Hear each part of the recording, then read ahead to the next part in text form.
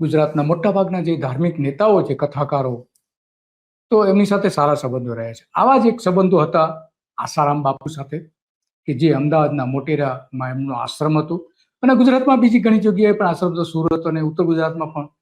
તો આ એમની સાથે ઘણા સારા સંબંધો હતા.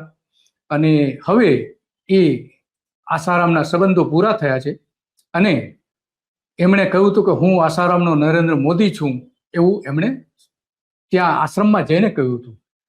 પરંતુ આસારામનો જે મોટેરા આશ્રમ છે, હવે એના પર બુલડોઝર ફરી રહ્યું છે, તોડી પાડવાનો છે આશ્રમ.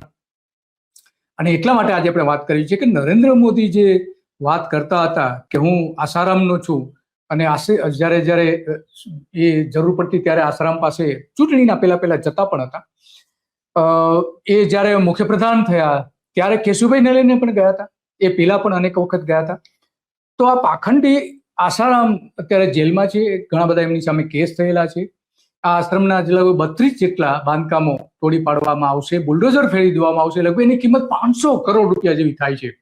આવા 32 જેટલા ગેરકાયદેસર બાંધકામો છે એમની.